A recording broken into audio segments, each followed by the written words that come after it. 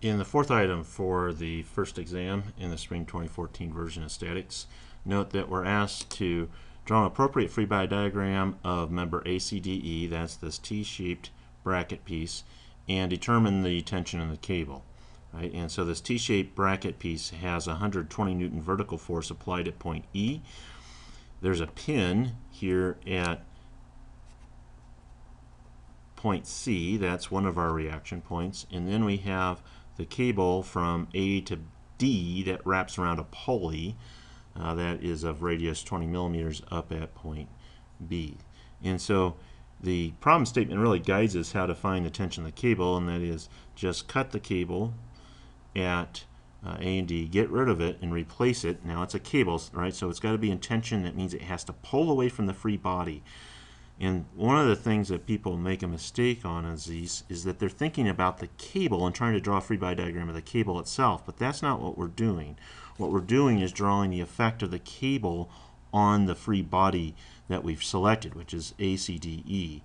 Because it's a single cable, it'll have the same magnitude everywhere because we've ignored friction around the pulley and that sort of thing. And we have to have the cable force in the same direction that is geometrically laid out. And again, because the body that we're drawing is ACDE, the effect of the cable on that body is to pull on it, right? And so that means that up at the top, it's horizontal force pulling to the left, and down at point A, it's going to be then pulling up in a vertical direction. So that's the cable force. The reaction at C then is two independent and orthogonal forces, one of them in the x direction, one in the y. I'm not showing them the way that I think they actually physically act, but simply rather just showing them. And if we were requested to find them, I would worry about what direction they finally actually end up in later. And of course we have the applied force of 120 newtons out here at point E. Right, so that's a properly drawn free body diagram. Note that when I pulled the pin here at C, I drew the reaction right there where the pin was pulled. Right, now I know that you see a little fraction of the pin here.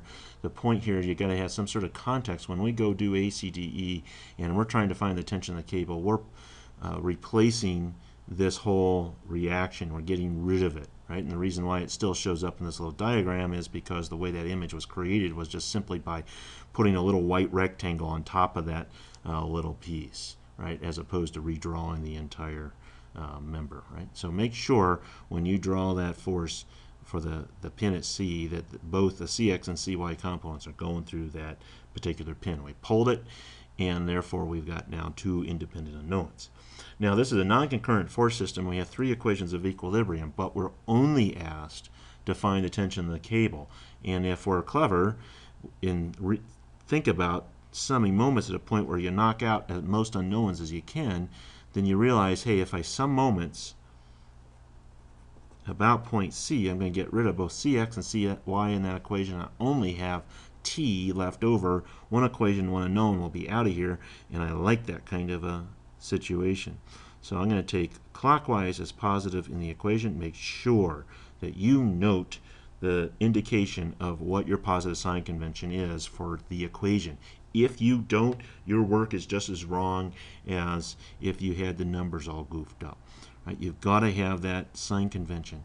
And pay attention then. If that is clockwise positive about point C, then this T at A will be T times its perpendicular distance. That turns out to be 100 millimeters. And with respect to point C, that would want to spin the body in a clockwise fashion, therefore positive. The one at the top, however, will be going in the other direction. So that's minus T times 250.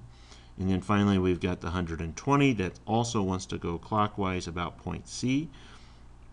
So that's plus 120 times its moment arm of 100, and set that equal to 0 for then equilibrium. And when you then work through the math, you find that T is equal to exactly 80 newtons. And there's your two answers for this problem, that the cable force is 80 newtons and that the free body diagram is as shown.